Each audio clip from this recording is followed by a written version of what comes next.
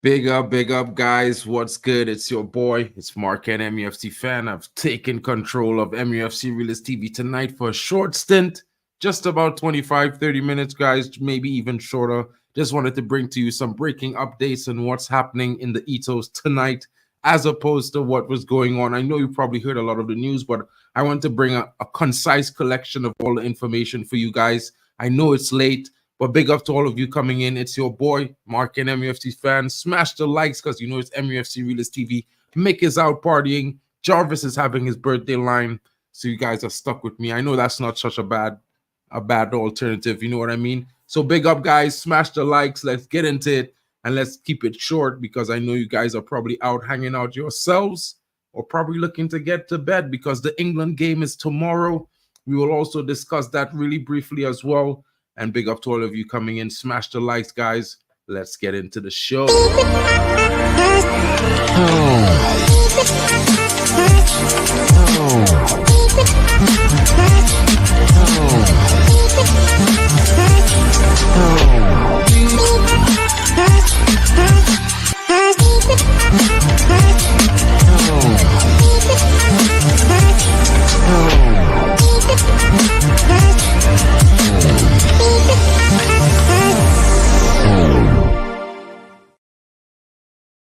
Guys, check this story out really quickly. It's going to be very interesting. So, I'm going to read it out to you guys. Let's see what's going on right now with this. Man, it's sticking. Come on. Come up to the screen. Big up. And as you know, guys, there's some information breaking right now. And that is the Manchester United move for Jarrad Brantwaite seems to be all up to risk. Big up to you guys coming in. Hey, what's up, Neil Driscoll? I hope you're well, my brother. Haven't seen you in a little while, but I've been streaming to my channel, watching the Euros, been not able to stream too much. Otherwise, sleep needs to get sleep. Big up to you, Illis. What's going on? Duncan, I'm sorry, but you know what I mean? Tell me, what do I need to change in the intro? Let me know. I'll take the advice. I'll make some adjustments. You know what I mean? I'm sorry that you didn't like it. Big up to you guys. John Commode, big up, broski. What's going on? Acting alone. Big up to you, Sandra Myers. Let me just get into the story so you guys could get the nitty-gritty of the information down. That way, you will all be informed. So, what's going on? Manchester United's pursuit of Jarrad Brantwaite is all but over as Everton are finalizing an agreement to sell Amadou Onana to Aston Villa. The Red Devils prioritized the centre-back reinforcements this summer as they have agreed to a fee with Lille for Lenny Euro and are awaiting a decision on whether he will accept United's offer for now or wait for the preferred choice Real Madrid later on in the summer or next year.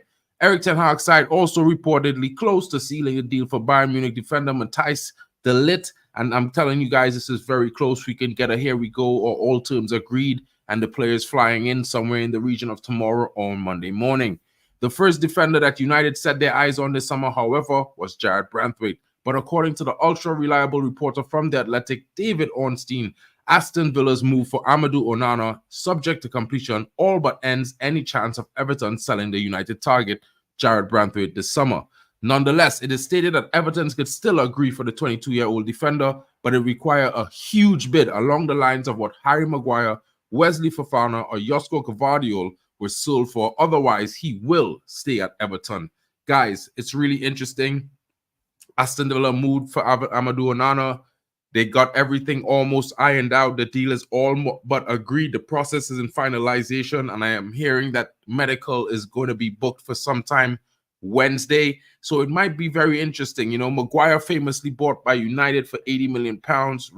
Fofana went to Chelsea for 75, and Gvardiol was a 90 million signing. So you can understand that although we put a bid in of 45 million pounds, and that was returned to us by being rejection, and then we put in a second bid for 50 million, add-ons with add-ons plus that, was still rejected again. There are mixed reports of how eager Jarrad Brantwaite is to leave, but even some reports are saying he's growing impatient with a lack of progress in the deal, while others state that he is very much content to stay should Everton should a deal fail to materialize. There's also been some reports, guys, that Jarrad Brantwaite has been offered a brand new contract at Everton that will encase and encapsulate a release clause, right? Somewhere in the region of 75 to 80 millions. So it's one of those things where it's going to be interesting to see if Manchester United still go back in for Jared Brantwaite or if he will be sold at all this summer. And the interesting part about that is, for me, I think anything above 55 million is going to be too much money to spend on one player this summer, especially a center back. And you know, I'm only saying that because I really didn't approve of the Maguire deal. I think the Josko Vardiol deal was something out of this world as well. And Wesley Fofana, where has he been for Chelsea? I mean, he has not played much at all. I haven't even seen him there this season or last season. So that's going to be really interesting, guys. I think we better go for some other option that we have in store. Maybe we can see if that will materialize, but let me also bring this news to you guys because it's one of the other breaking stories right now. And it appears that the England international, none other than Ivan Toney, has told his club he wants a move to Manchester United, guys. And I know some of you are very excited about this information. I am a little bit skeptical about the player, but I will say this.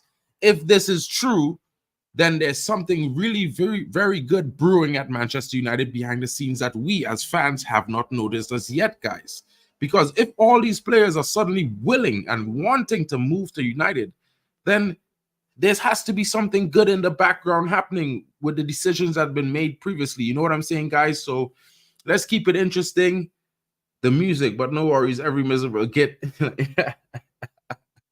Big up to you, Duncan. You know, so what are your thoughts, guys? You know what I mean? I don't know. I think it's interesting. I'm going to just read the article for you about this. You know, we just signed Joshua Zirkzee, guys, so that's one in the coffers already. First signing of the summer. But according to Christian Falk, Brentford and England attacker Toney wants to join United this summer. And it's going to be very interesting if United are to make a bid for this guy. Now, having multiple strikers like 3, it will possibly be 4 with the rise of young Ethan Wheatley as well. You know, I think it's going to be interesting. We've had a deep core of strikers in some of our best seasons, especially under Alex Ferguson. So it's going to be interesting. And the Brentford star said in his last year of his contract on the London side, and with less than a year left, the England international is not interested in signing a new contract with the Bees anytime soon, which may force the club to cash in on him this summer. The striker spent a large amount of time last season due to his ban for breaching betting rules, and since his return, his form was not really good at all. You know what I mean? But Man United could enter with 3 strikers because, however, before last season, he showed a lethal where he scored 20 goals in the Premier League. The potential arrival of Toney will mean Man United will start a new season with 3 strikers at the club. Rasmus Højlund will be joined by Zirkzee and possibly Toney if United act on bringing the player to Old Trafford this summer. Toney can provide some experience, physicality, and goal-scoring talent that United struggled for goals last season. Guys, what are your thoughts on this? I think it's pretty interesting noting that, you know, it's very possible that we might be in for Ivan Toney. I'm up in the air. I'm a mixed bag on this. Big up to you guys coming in, Alien Channel. Yeah, Illis, you know what I mean? I think we should better go for Guehi in terms of Brantwaite. Smash those likes, guys. Don't forget. And definitely, Sandra, like, it was shocking news this morning when we confirmed that Willy Kwambala is leaving to Villarreal. But you know what? We got a sell-on clause and a buyback clause. So it's one of those things where I'm like, if the player wants more training, wants more game time in actuality or confirmed game time, you can't deny him that. So it's only better for his development and better for us. You know what I mean? Because I don't think he would have gotten the consistent game time he probably would get going to Villarreal. I was expecting him to play at least 20 games this season, but maybe that's not enough for him when it comes to what this idea or his ambition for his development is. But definitely we will be signing maybe more like a Swiss Army knife defender who can play left back, center back, or maybe even right back. And the reason why I'm saying this, guys, is because it's been reported that Manchester United have lodged a bid for a young Turkish defender. And we spoke about this earlier in the week, guys. I don't know if you guys remember when I was talking about this on Tuesday. I talked about 2 of the strongest candidates to come in as options for defense, especially in the left back position. And one of them is Ferdy Kadioglu, and it's a £21 million bid to sign him. Ten Hag wants this youngster in the squad. The scouts are very much interested in him as well. He had a great performance at the Euros, but last season he was very good for Fenerbahce. The only thing I would say fans like myself and you guys might be a little concerned about is he was playing in the Turkish league. But, you know, he was actually one of the best defenders in the Turkish league last season.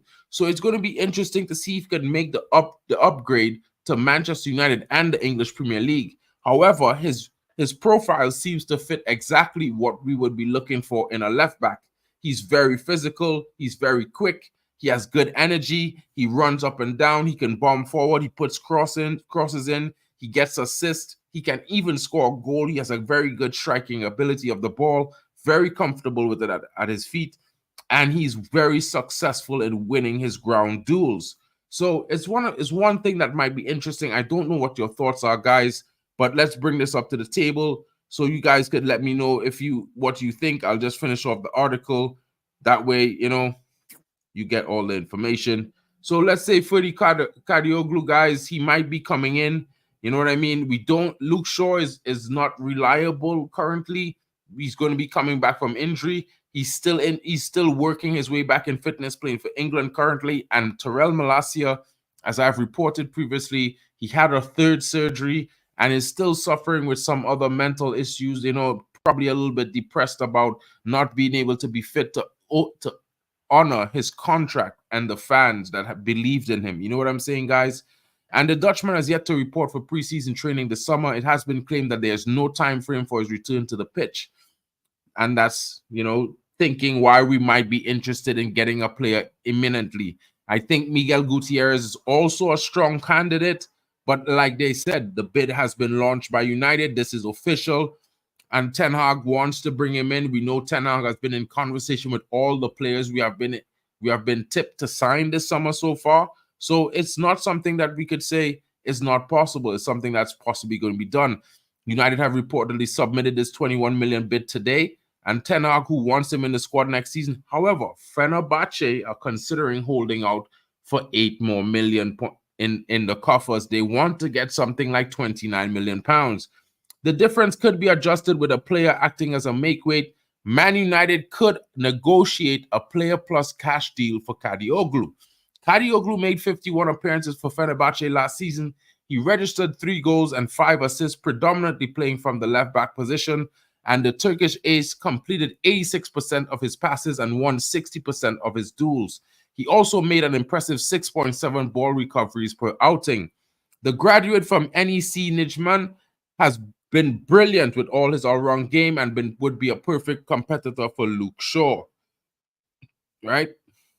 Now, Kadioglu can also play right back, and with Aaron Wan-Bissaka likely to leave, he could compete with Delo as well. It appears a no-brainer to bring him in and sign him to the club. A player plus cash deal could be agreed for Kadioglu, with Fenerbahce Jose Mourinho eyeing a reunion with none other than Victor Lindelof. Now, Victor Lindelof is entering the final year of his contract, and it has been reported that he could head for the exit door with United, planning to sign 2 more central defenders. So, guys, what are your thoughts on this? I think this is pretty interesting. You know, Ferdy Kadioglu is a very, very interesting player. It will be on the cheaper side of things for me, so I think it might be interesting.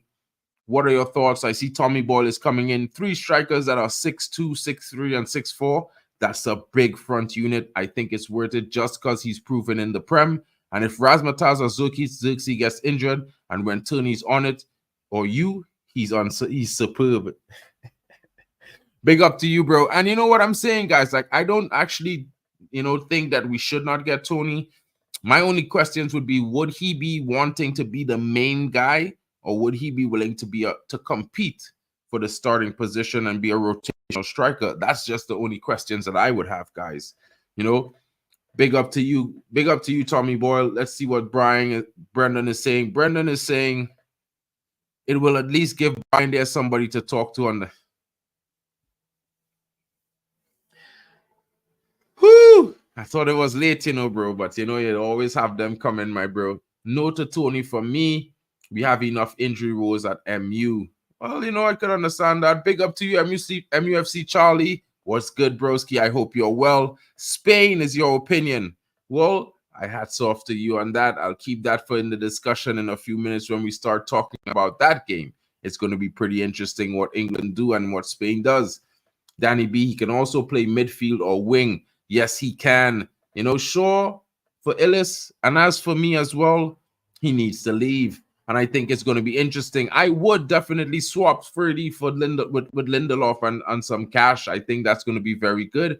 And we could probably go in and swoop in and hijack a Calafiori. You know what I mean? He can play center back and left back as well. 2 Swiss Army knives in for less than 50 million. I think that would be pretty good. What's good? Why do they need another center forward? Well, Rajat, is interesting to see. Toney brings experience. He's also part of the homegrown quota. It's going to be interesting to see what they do. In my honest opinion, if they bring him in, it's going to only benefit Man United. Hopefully, he will come here and bang. You know what I'm saying? At the same time, if we don't get another striker, I think there's more important places on the pitch in the spine that we need repairing first. And we also have a young Ethan Wheatley who is 6'3", right? That will be coming in, and he will also supply a filling for the homegrown quota. So I think it might be interesting to see where this goes. Don't say, I'm not going to say it's going to happen for sure, but it's definitely a possibility that we could be in for Toney. So we'll see how that progresses. His price might be 40 million pounds. So you never know. You never know, guys. You never know.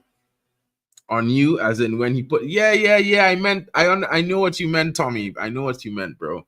You know what I mean? He's a pretty decent guy. Big booty. Yeah, I know you're gonna say that, bro. It might be interesting to see where it lands, bro, because it's gonna be quite interesting. Now, guys, I'm gonna bring you another interesting little bit of news that is bombing through right now, and this is on our left back that we might be interested in. The price might be right for us as well, and as you know, Fulham, they are also in for Scott McTominay, just losing out on their main midfield man.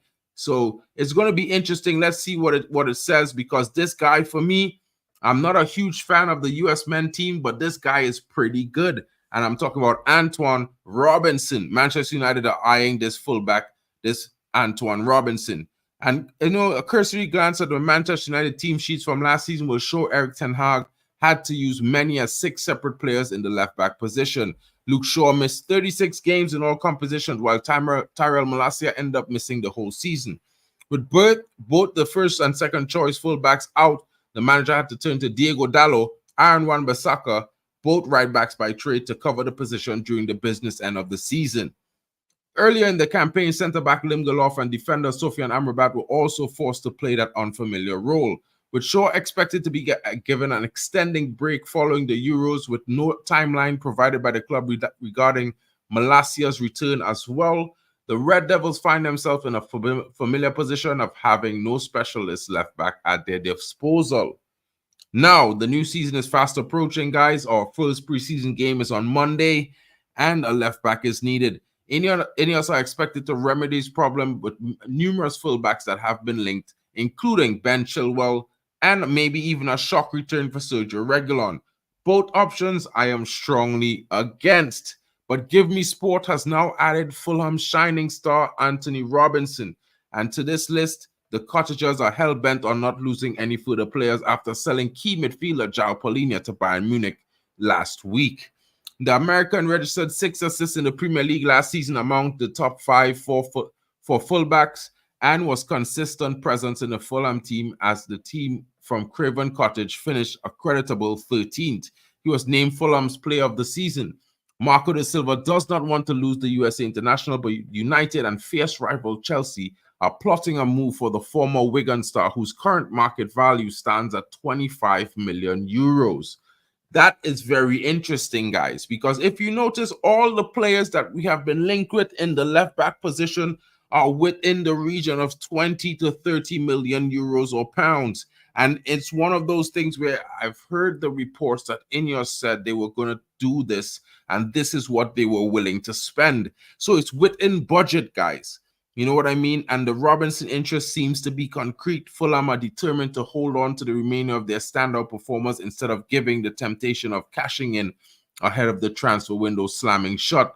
According to GMS sources, and Silva particularly eager to keep Leno, Robinson, and Pereira on board after they had attracted interest. Left-back Robinson has worked his way onto the radar of the West London rivals Chelsea and Manchester United. Fulham are expected to ask for a lot more considering Robinson's current deal is valid to 2028, with the defender signing a new contract only last year. Whether the Red Devils have the financial might to pull off such a deal, and when they also need more than one centre-back and midfielder along with the backup striker, remains to be seen, guys. So it's just something reported, guys. I think it might be possible. You never know what could happen with this deal. Look into it. I'm putting my money on Ferdi Kadioglu to be the player that we bring in, and not really this guy, but he's actually a very decent option in my opinion. Mick Jarvis, Jimmy Marken, we're going to win the league 10 times in a row. I mean, it's going to be interesting if we get some of these players in. I certainly say we can be positive. And yes, D-Man, Robinson has a great physicality and speed. It's one of those things where I like him as well. I think he has a good sense for the game, and it would be interesting to see him come into the team. No Euro, he will go to Real. I don't think he's going to. Yeah, well, that's left to be seen, Rajat. You know, Rajat, I think it might be interesting to see what's going to happen. And yes, Danny B, I also think the Ivan Toney links are kind of a little bit far-fetched, but I don't think we will go in him as well because we're getting Xerxes, Delit, Euro, and another CB, Ugarte, and maybe a fullback. I think that's more likely the list we're going to get. And if possible, maybe go in for him as well. Yo, guys, you know, I have to bring in the legend. I thought he was partying for his birthday, but he is back. Guys, help me welcome the legend. Supposed to be celebrating his birthday today, but he's at home. Big up to Jarvis, guys. Welcome, welcome. Rock and roll, rock and roll. What's going on, everybody? Good to see you, Mark. Good to see people in the chat. I saw Alien Tenno just tuned in. He said, "Hey up, chat." And Lilis is saying 29 likes. What's up? 29 likes? Come on, Well, guys. it's kind And of a late girls. stream, Jarvis. I didn't Yeah, really but announce it to the there's guys. 60, 70 people watching. Smash We the should likes, at least people. have 50 likes by now. Come on, people. Hit the like. 100%. Look, Ali saying he's here as well. Anything new? I think you just came in, you know. But I was talking about there are some reports that we might be interested in Anthony Robinson, the American fullback from Fulham. You know, I also talked about the Toney situation, the possibility of Jared Brantwaite might be losing out on him based on the fact they just sold Amadou Onana.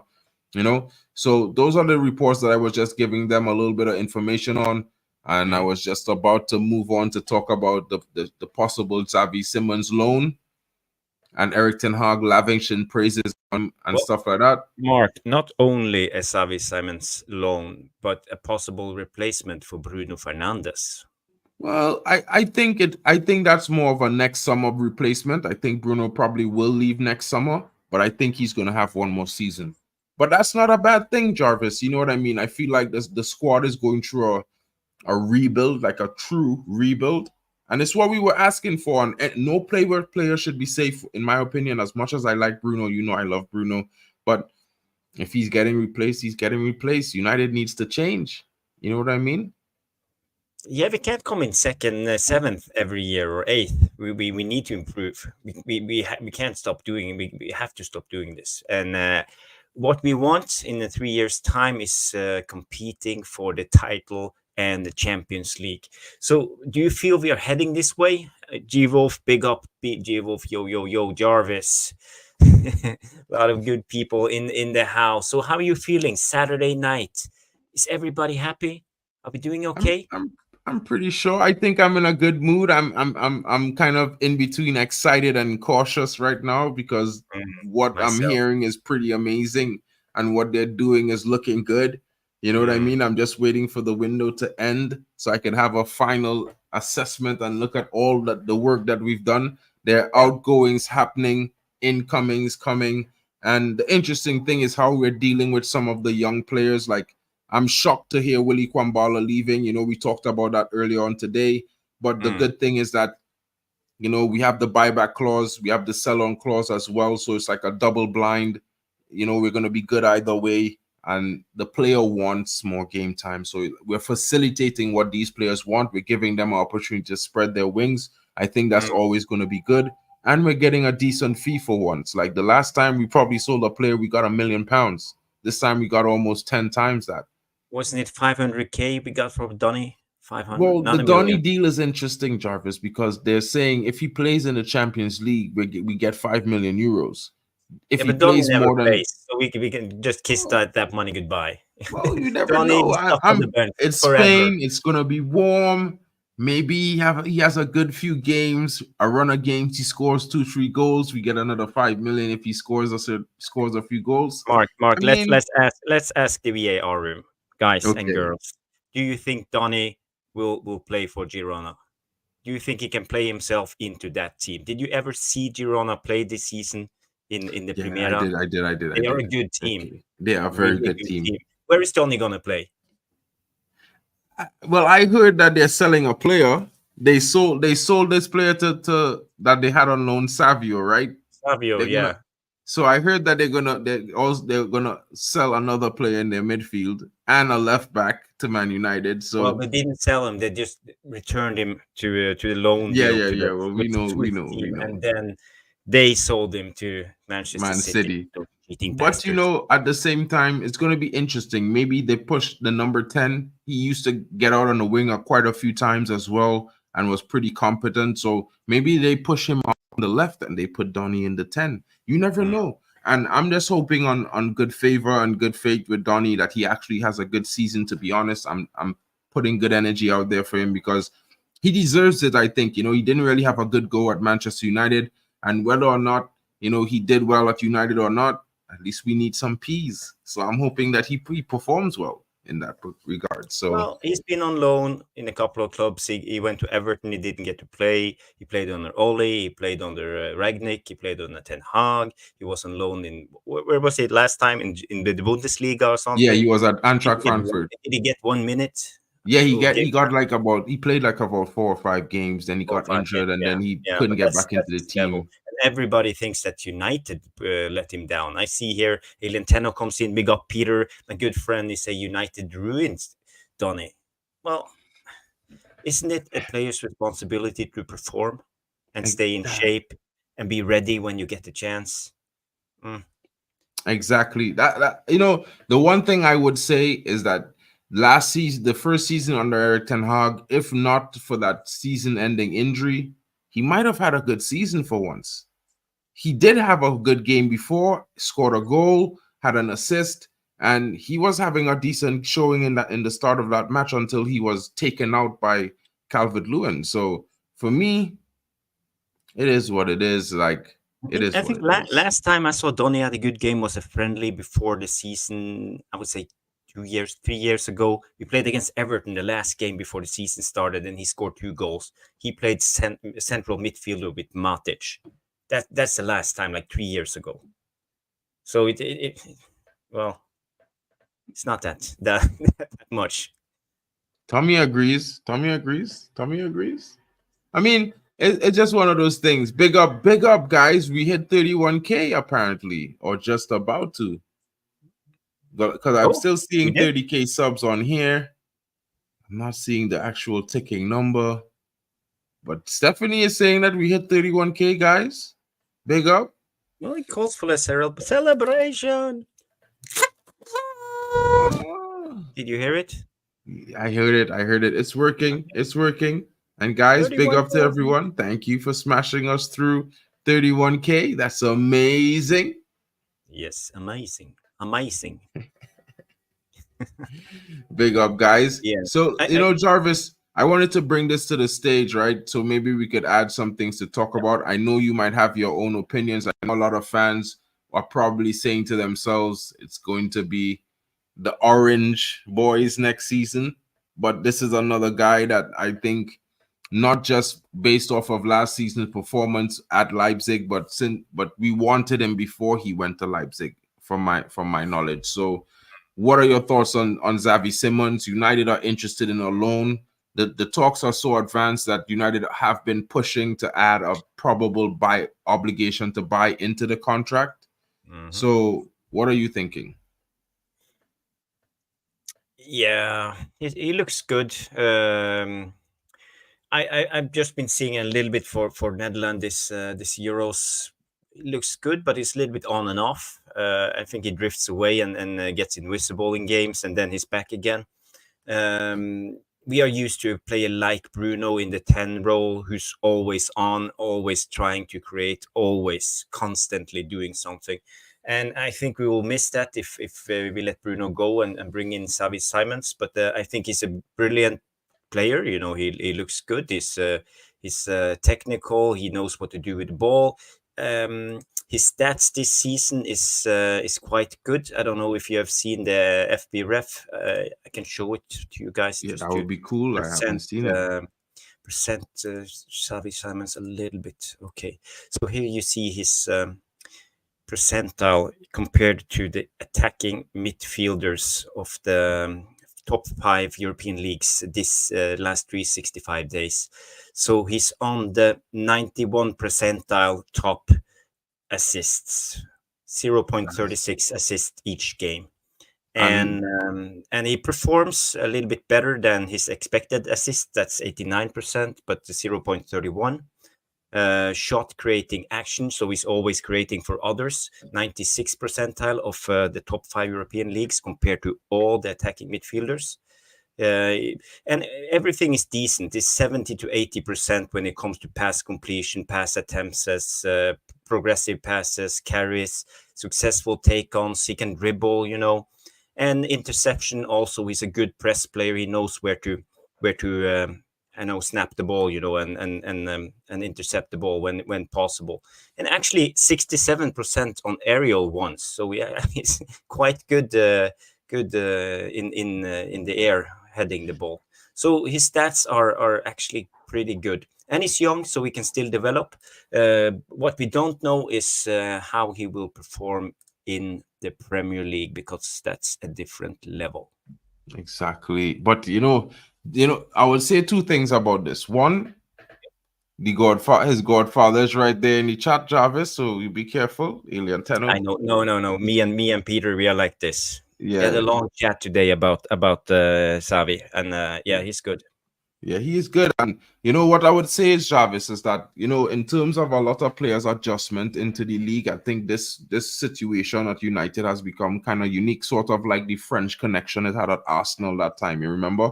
And I feel like with so much Dutch influence into the coaching staff as well, I feel like Xavi will come and feel at home. It will be a quick settling period. I'm not saying in the first few weeks or anything like that, but you know, a lot shorter time than naturally expected, to be fair, based on the environment. Also, I think he's a very talented player. I think he has a lot of potential, and we kind of need a player like that. You know, when you say talk about expected assist, he in the 91 percentile for actual assist creation and chances, shot creation for players. This is what we need. We've been saying all season, we need somebody to create for Højlund. This guy doing that, you know what I mean? So for me, I looking at it progressively. Like, listen, if Bruno go in, I would hope he leaves next summer. That would give us time to transition the squad. We still be able to go through the winter window, probably move some more players on, bring 1 or 2 players in, you know, then have like that summer where we have the obligation and we could activate for Xavi Simons. We could maybe bring in another player in defense, bring in another striker, or sell 1 or 2 other wingers. You know, we could do some things in the next summer window, and we'll also have that bargaining chip of, hey, Bruno could be available on the market in actuality. Now, with Xavi Simons coming in, that kind of, for me, spelling a little bit of the end for Mason Mount, because if I look at the competition in that spot, I think this young man is ambitious, and I think he's a hard worker. I've seen him. He was a really kind of, I would say he was like the size of Aronson a few years ago, a year or two ago. Hansen Oran, he was around the same size, and all of a sudden he's bulked up. You know, he's got that physicality. He hit a growth spurt, and he's a different kind of beast right now at the moment, which I think will probably happen with Hansen Oran as well. You know, so for me, it's a definite deal. Do it. I would hope that they get this done probably overnight. You know what I mean? Before any other club could come and snatch up or kind of turn his head. I know he might have a little bit of issue with game time, but I feel he's one of those players that will back himself to win himself the chances. You know what I mean? And earn a starting position. So that's my thoughts. Yeah. You're not wrong. You're not wrong. I think I agree with everything you say there. What is the chat saying? I see. I saw one good chat here saying Brendan Chappell came in and say too many Dutch players and staff can also split the entire squad in two. Those that do and don't speak Dutch. Is that a worry? How many Dutch players are we currently on with the guys we are planning to sign? Actually, Dutch players. Well, it would have De Ligt. It would have Xavi Simons. It would have Zirkzee. Who else is actually Dutch in this squad? That Fenerbahce guy. Well, Ferdy, he actually Turkish. He playing for Turkey now. He might be Dutch, but he's Dutch. He's Dutch. He's Dutch, right? So four. It would have 4 Dutch players in the squad. Yeah, 4 Dutch players. Me? I don't think so. I think it's still a minority. I think it have more Portuguese players than Dutch players still at United. It had Diego Dallo, it had Bruno, you know. So it's Casemiro, it had Anthony. They all speak Portuguese, you know what I mean? And then it had the English contingent beyond that. So I think Malacia basically out, guys. You know what I'm saying? He just had a fresh surgery again. Exactly. Very good English. This is one thing I could say. I've been to Amsterdam quite a few times. It's like an hour. It's like 2 hours away from here. You know, the train is pretty quick. You know what I mean? So I'm there on a weekend sometimes for a day. And yeah, I think it's pretty interesting. I don't think we're gonna be worried about the Dutch splitting the team. It's not like we have 6 or 7 Dutch players. You know what I'm saying? It's not really that much. Yeah, you know that. Yeah, well, that was what I was saying, Malacia, but Malacia not actually playing right now. He kind of coming back from injury. He will be probably in his new advanced state of the art medical bay, you know, doing his therapy and whatnot for a few months. So, you know, yet to say that, you know, it might still get some other players into the squad, and we actually haven't gotten Ferdy yet. So I don't know, guys. I feel like that's an interesting question that Brendan brought up, and in one way, it could be a problem either way. No matter how it goes, it could be a whether it's be. Is Malacia injured? Yeah, Malacia. Remember, I was explaining to you guys at the beginning of the season while training with Rashford, he injured himself. He flew out to Holland and they realized there was a problem with the same knee. And they had to do another surgery. Okay. So Malacia is technically out for a couple of weeks for rehabilitation and recovery as well. This is why I'm saying we in a serious situation on the left back. We might need to bring in 2 left backs. Yeah. And like Buji saying here, look good for Malacia. It doesn't look good. The the funny bit is I feel like some fans don't really understand that this is something that we kind of have to hold a L on, that United as a club might have to hold a L on this, because our medical staff did this. You understand? And this is the big problem. I would Vuji on this, you know what I mean? Whether they're English or wherever, the French, the Japanese, Chinese, wherever they're from, as long as the quality, play them. It's just my vibes. You know what I mean? So for me, it's a tough situation with Malacia. I feel like I kind of left and right and in the middle a rock and a hard place when I'm talking about it, because on one side, as a United fan, you want the best for your team, but on the other side, you're looking at this player who tragically had to undergo so many surgeries to fix a problem that still hasn't been fixed, and he can't play because of that. So it's like what he probably going through, probably worse than the fans, to be fair, because he probably had this whole hope and dream to show these fans who he is, what he can do, to be a player, to probably even play at the Euros, play at the World Cup coming up in 2 years, and none of this possible for him anymore. Today, according to today, it might be possible in the future. We don't know how recovery might be, but currently it's tough. Yeah. Who are we getting in as left back? We talked about the Antoine Robinson. 21 million pound bid been sent in by Man United. I believe it was last night. Okay. And well, I mentioned to you guys before about, well, this is your player. You usually when I first heard talking about it. So when I read the article, I was like, this Jarvis will like this. Miguel Gutierrez is another player that the scouts have been monitoring all season. They really, really like him. Erik ten Hag also really likes him. And well, you have a 30 million release clause. So it's one of those things where it could go either way. If Fenerbahce play the cards wrong, you can see we swooping for this Girona player, because as you know, we was in business with Girona as we give them Donny. So might be a make way already there to open negotiations for other players. But Mark, I'm wondering about one thing. If we knew about Malacia's injury, why did we sell Alvaro Fernandez? If we need a left back, why do we sell a super talented young left back? Why do we do that? I don't understand. It had two things. It had two problems here with that question, right, Jarvis? Okay. All right. My first thing on that question is one. They didn't. I 100% believe that this medical department is responsible for a lot of injuries this season when they dealt with players. I don't know if they was doing what they was doing and how they was dealing with the players and the advice they was given to the manager. But I 100% believe that they didn't do the job properly. So I think they botched young man surgery twice. And the club, only because he was training hard to get back into the team for preseason, maybe he re-injured himself because it was botched. But it's Mark, let's keep it real, because Man United's medical team, they are not surgeons. They're not operating on the players. True, but they have a surgeon hired to the club.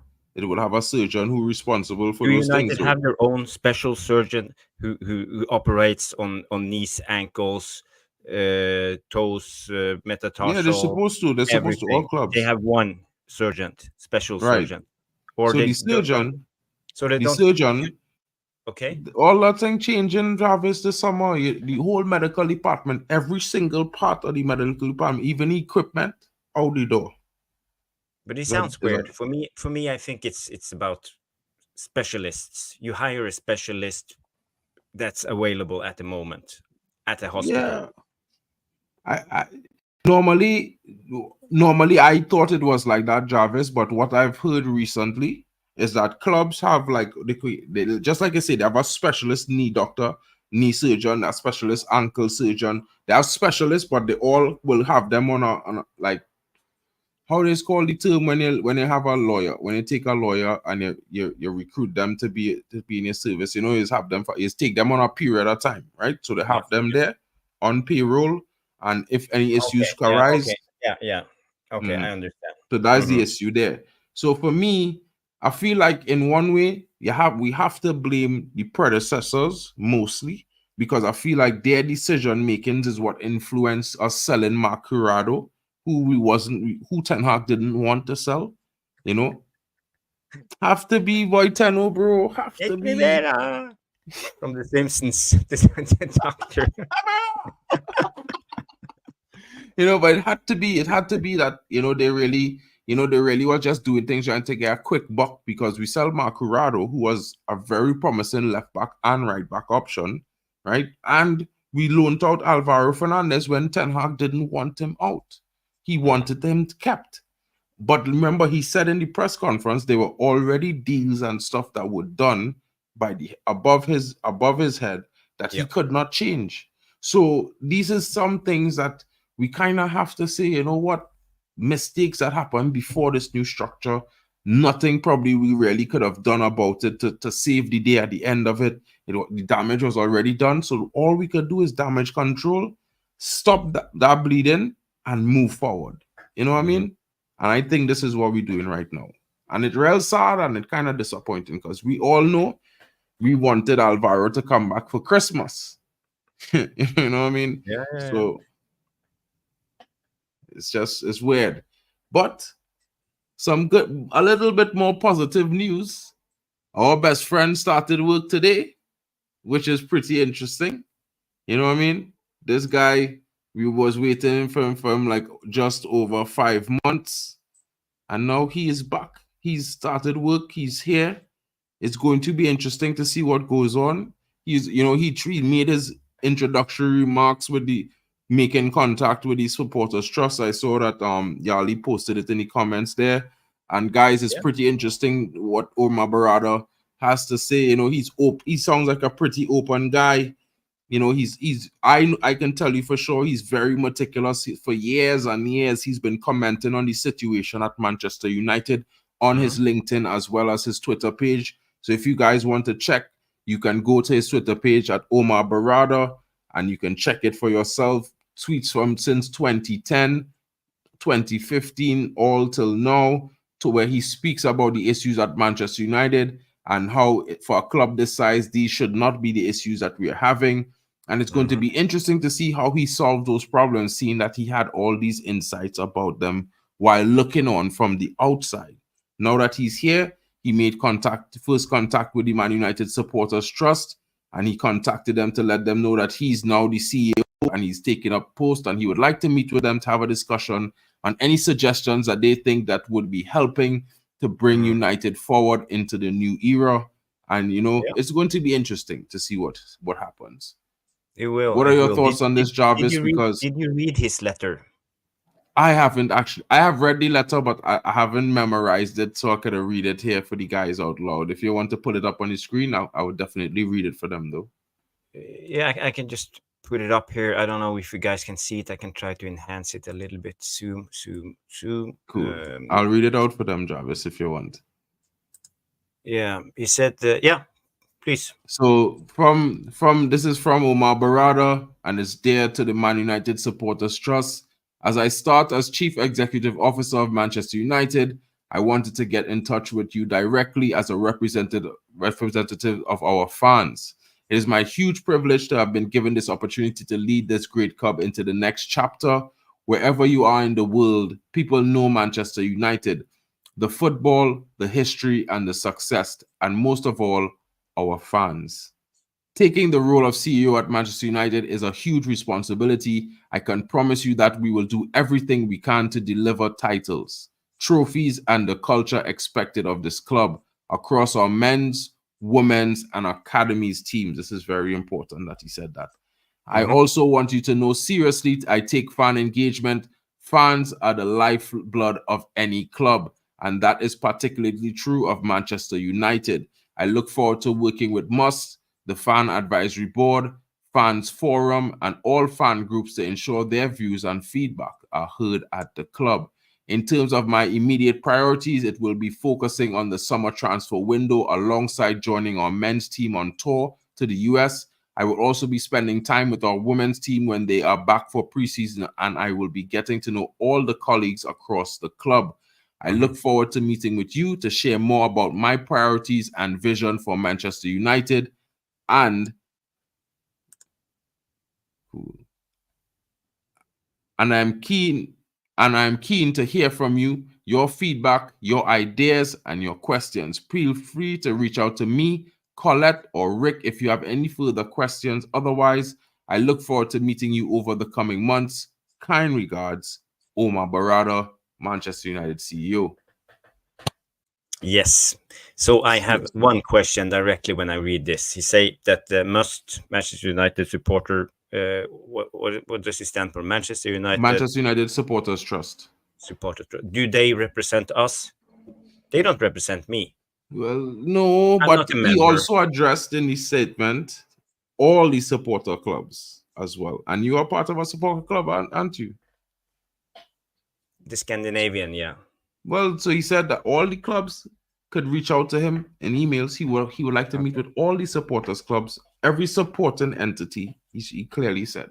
Because When I I read read on it. Twitter that the 1958s came out and say they don't represent us. I mean, they were, yeah, but if you read, look, I just read it there. This is why I will say this with you, because when I read it, he made sure and said fans, the fan forum, any fan group, all supporters clubs, all fans. He said you can email me directly, Colette or Rick.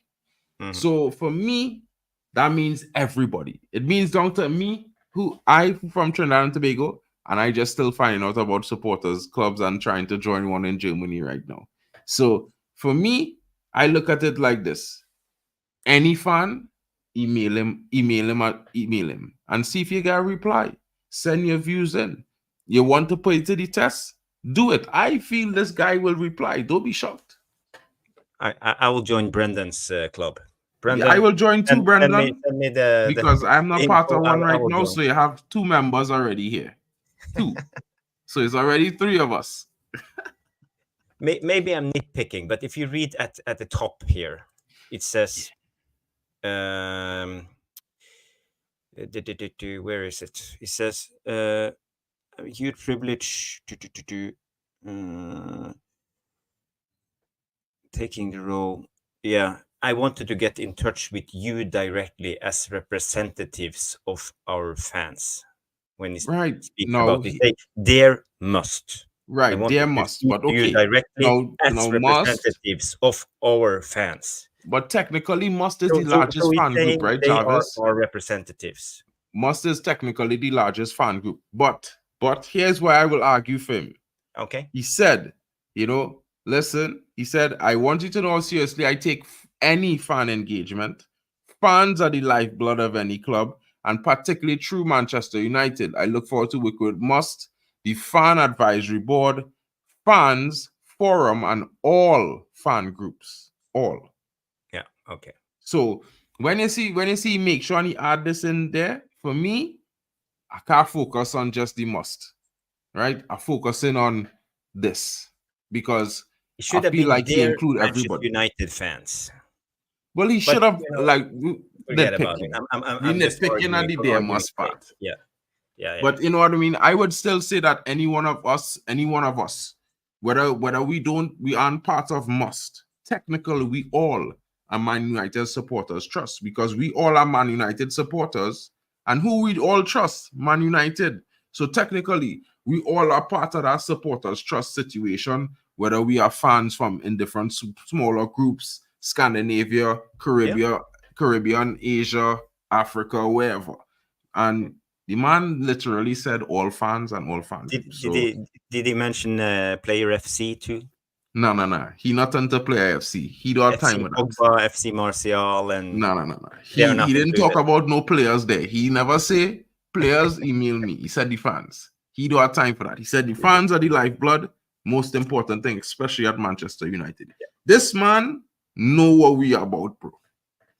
Yeah, just like reading the letter, Jarvis, you could tell this man know exactly what Manchester United fans are about. And that is, for me, are real good. Hats off to him. This is the comment. Must Play comes in and say, I kind of see what Jarvis says. New CEO tend to say popularistic things in order to seem more capable. But it probably means well, and that's I agree. No, you see, I would say that about new CEOs, but you see, the one thing I would say is when I did a little bit of research on this one, my brother dude, because I wanted to know who he was. I wanted to know if he was possibly guilty in the 115. But at the same time, and digging up on the man, all on the man LinkedIn, he talking about Manchester United years ago in 2012, 2015, 2016. He talking about United and how United have such a large fan base. They don't interact with it in a proper way. They don't utilize the the assets to the club to maximize all opportunities. Like they have some of the largest scouting networks, but they don't utilize them well. They have so many fans, but they don't support the fans back in the sense that they're not bringing titles for the fans. They're making bad decisions, they're overspending. All these things Omar Barada talking about for years about United, Jarvis, on his Twitter page, on his LinkedIn. And this is the thing will make it a little different for me, that I feel like this fella more genuine. You see, because he's an ambitious guy, you could tell. And we know he didn't come here to lose because he leaves City, right? He's a winner. Yeah, if he wanted to win for the rest of his life, he could have stayed at City, which means he wanted to challenge himself further because he wanted to come and challenge one of the systems he was part of building into a machine. He wanted to come and challenge that. Yep. That's his ambition, Jarvis. And this guy, and just the fact that he was always had some kind of whatever fealty or connection in some shape, way, or form with United, he knew the problems that we was facing, Jarvis. And I think that's more like having a fan. The closest thing to having a fan being at the top table in the top chair. Yeah. Big booty Latina hunter comes in and say, I hope Barada does well. This is his first job as CEO. Yeah, because he was COO. He was COO before at Man City Group. The CEO, the controller of organizational something, whatever CEO stands for. Yeah, of the City Group, not Manchester City. Yeah. Well, not Manchester, but the City Group. But maybe they did it just so they could deduct some of his paycheck onto other clubs. Probably. You never know, you know what I mean? But you see, I'm looking at it from the perspective where there's so many, we could all look at the negatives that currently facing United. But at the same time, it's like, no, and that's not true, Ellis. If you go back and check the reports, Omar Barada literally doesn't have anything to do with half of the decisions they make on that side of the fence. What he was dealing with is mostly the marketing and stuff like that, which is bringing money into the club. That was it. That was his major role. Now, he oversees some situations where there was like a line manager in his level who was overseeing transfers, and he was overseeing him because he was bringing in the money. He's responsible for the money spent, but he's not guilty of actual dealings with the transfer of money for players and those kind of things. That's not what he is about. You know what I mean? So this is one of the reasons why he was able to leave. Trust. It don't work like that. If he was guilty, he would not be able to leave Man City to take up another job. That's 100%. That's not happening. Yale comes in with an interesting question. It's a question I have. Omar give people 9 months to impress him most of the time. Does that start today or when he got hired? If so, a few players are walking on eggshells right now. Jarvis, I telling man them straight, that was from when he get hired. Men have until Christmas. This fella, this man don't play no games. He not on that. You know how Jarvis, sometimes I feel like, I might come across as a little bit frank. Omar Barada is that guy. He is that guy that back himself. He don't, like you said, you don't want Sancho to come in because you're worried about his negative attitude affecting others. Pala. You notice I say what I say about Ten Hag and Sancho, and the reason why I say what I say is because knowing what I know about Barada, Sancho could still get sell at the end of this summer.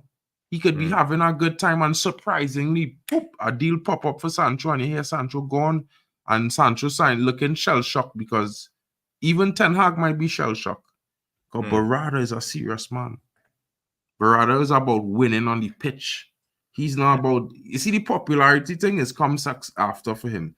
For him, success on the pitch, success in marketing, success in interactions with fans.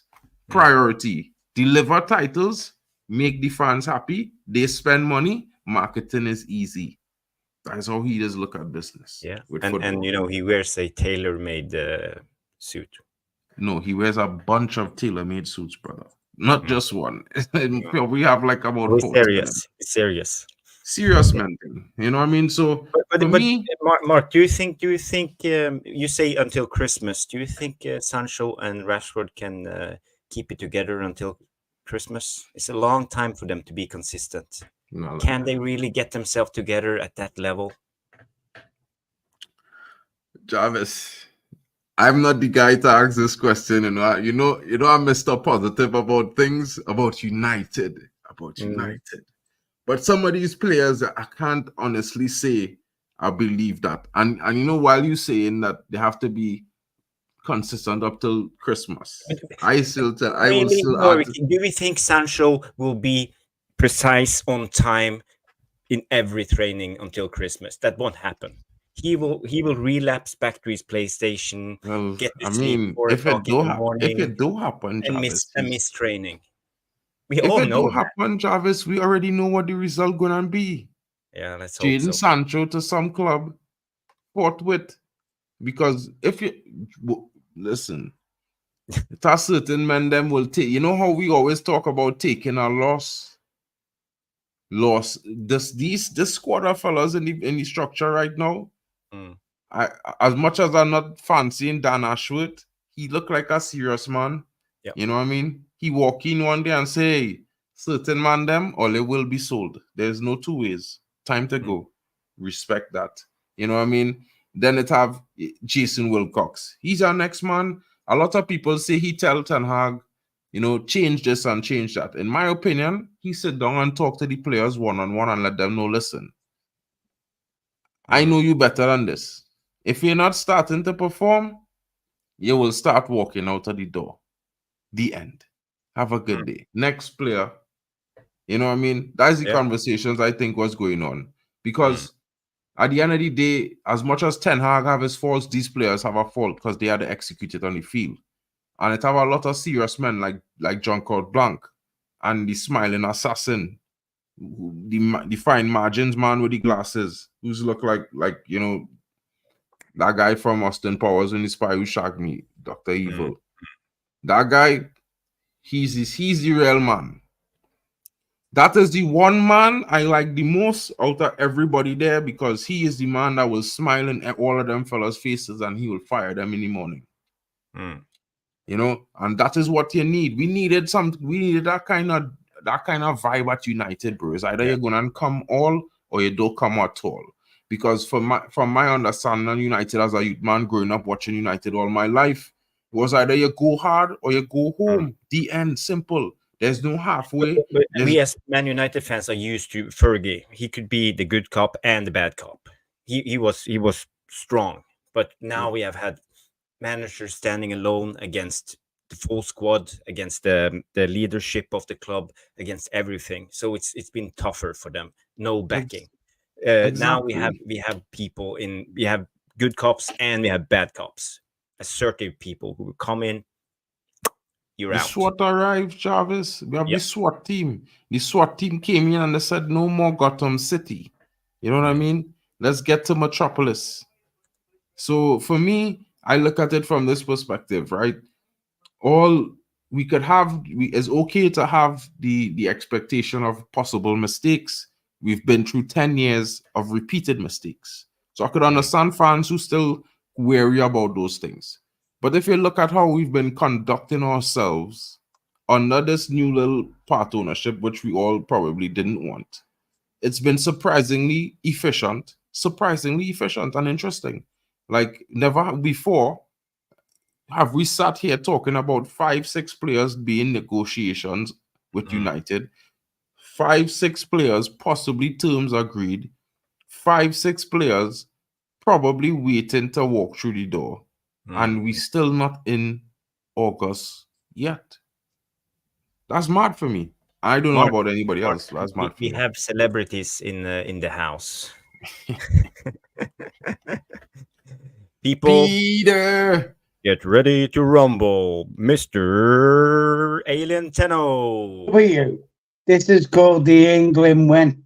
England. 3 lines on my shirt. Well, Man U badge. I mean, I know there's one badge you always wear. Listen, guys, listen to this. Listen to what I'm going to say now. Listen very closely. Forget all the Spanish shit. What's going on with them?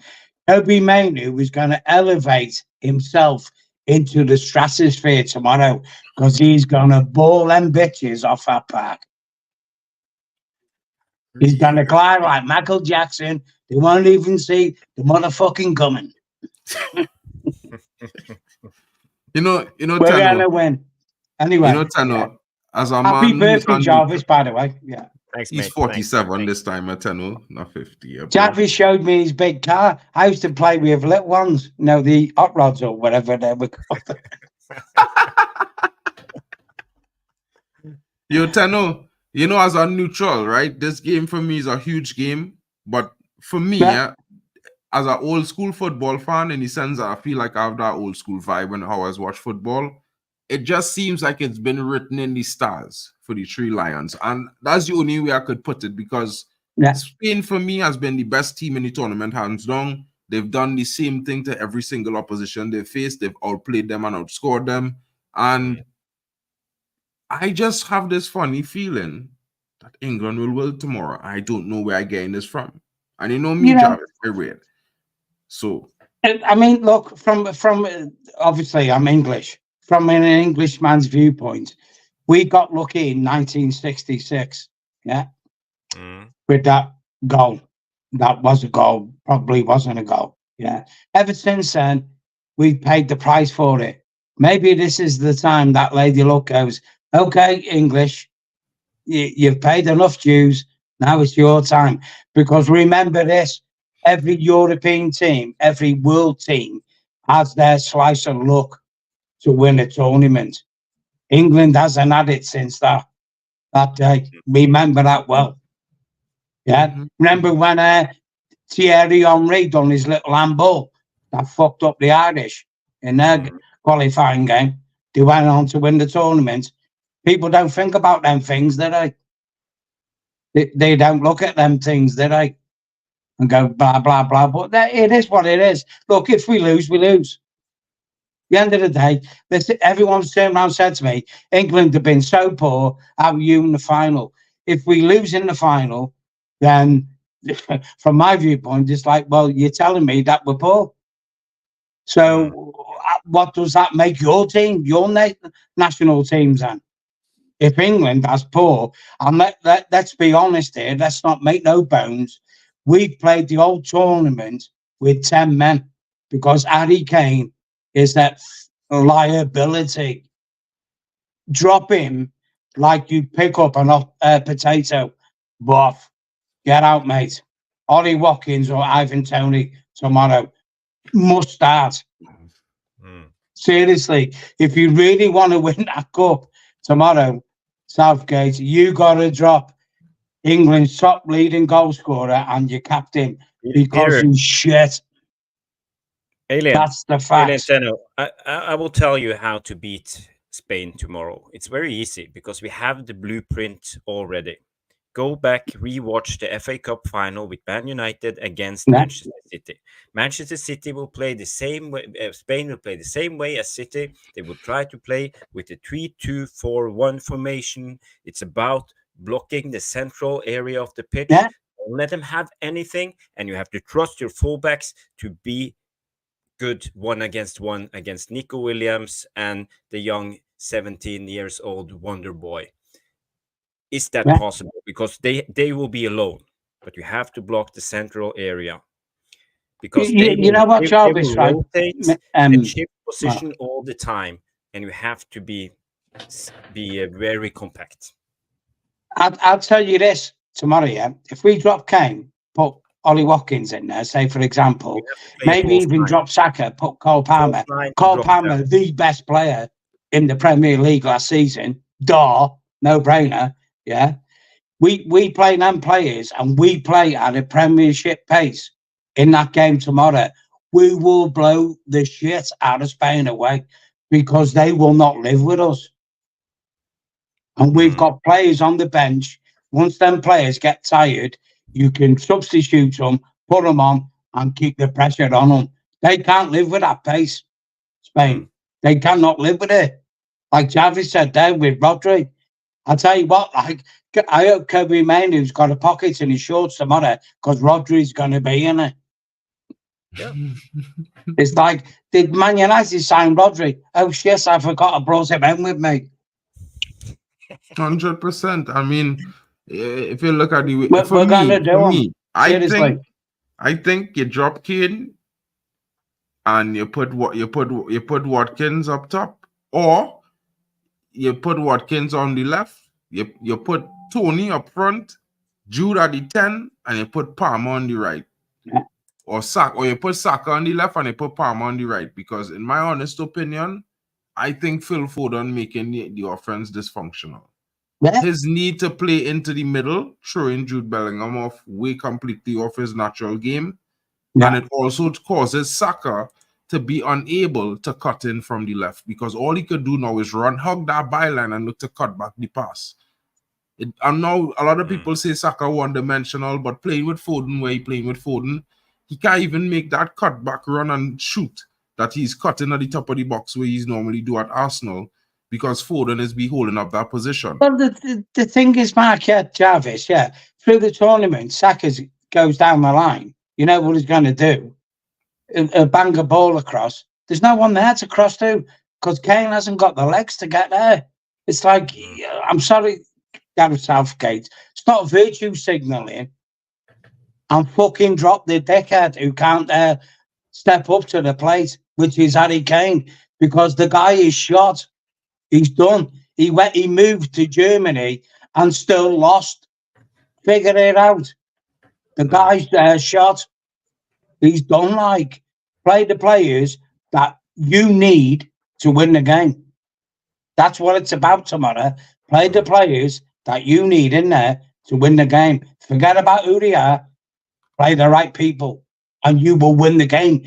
And in fact, you'll win it easily.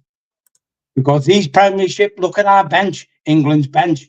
Most of our England's bench will get in any of that European team, nations team, easily. Will easily walk into that team. That's how strong England is. The only weak link is the manager and Harry Kane. That's it.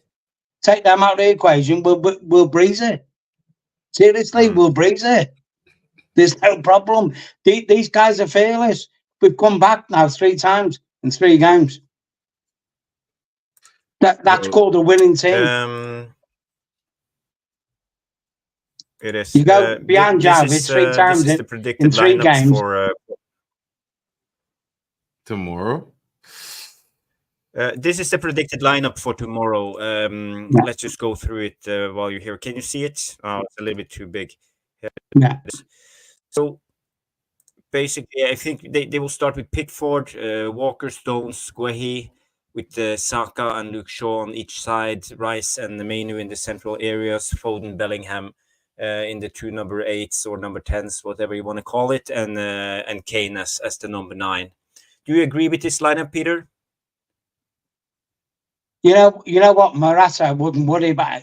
Morata is a danger, but Morata is basically the same as Kane. No pace. In fact, Morata is more dangerous than Kane because at least Morata can get in the box. So that's a kind of a problem. Yeah. Mainoo, Rice, Bellingham, Foden. I mean, you know what? There's one player there now. There's one player there against Spain that is crying out to be played, and we didn't take him, Jack Grealish, because what Jack Grealish does is attack defences, and he constantly gets free kicks round the box. I cannot understand why he didn't take him. I really can't. I mean, he took Cole Palmer, he took Anthony Gordon and barely played him. You might as well have dropped Anthony Gordon and took Jack Grealish and then played him. I mean, obviously, Olmo, Ruiz and Rodri, that's a midfield we can get at, no problem. I think Rice, Mainoo and Bellingham are solid. As a unit, they're solid. A couple of people had to go at me before the actual tournament started, and I said we should be playing Mainoo, Rice and Bellingham. No, they won't work together. They won't. Yes, they will. if you're playing rightly, they will work together, because then the attributes them players have all complement each other if you play them correctly. The problem in the team is Harry Kane. That's the problem. Gooey has had an exceptional tournament, considering he's been called in at the 12th hour, 11th hour, should I say. And he's performed excellently. John Stones was iffy. Walker was iffy. Yeah, I don't know what happened to them, but they've kind of got themselves together. Everything is solid about Harry Kane. Just take the geezer out. Do what's right.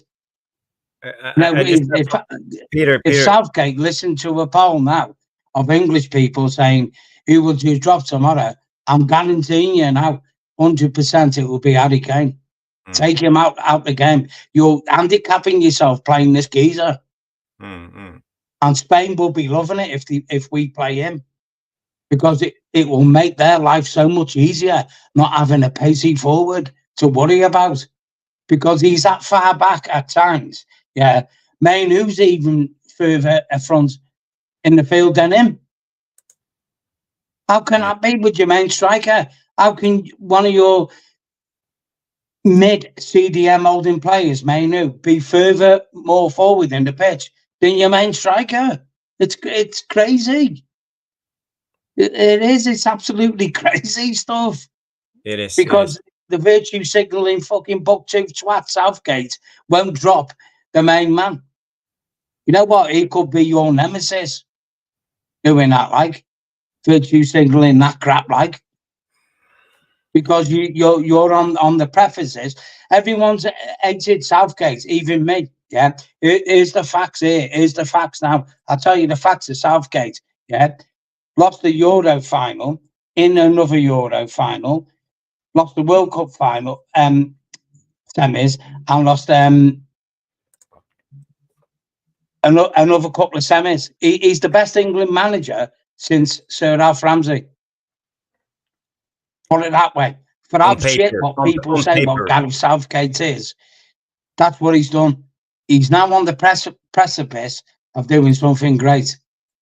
Yeah, but it's on paper, you know, with this team, all his names in this squad,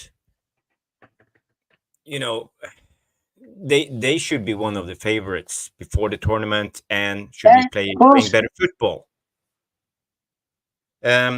Peter, before we can just speak a little bit more about this, I just want to share some breaking news, because this have happened during the show. It's not football related, but I think it's big news, so we just have to cover it. It's just for 10 seconds. It's actually Donald Trump. He's been shot in the head in a rally. He survived. Shit. And he's celebrating to the fans, or whatever you want to call it. Oh my God. He's just out. He's shot in the head. That's terrible. Yeah. That is fucking terrible, man. But I could tell you what, and people mightn't like what I'm about to say, but whoever did that just win him the elections. POTUS, you're watching the new POTUS 24 there. Yeah, telling you now.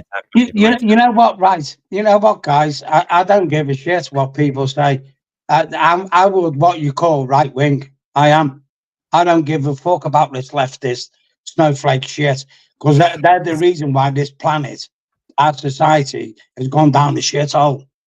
We're not going to make this a new political show. I just wanted to bring the latest news. We can speak more about this on the private chat, Peter, because I don't want to get this channel.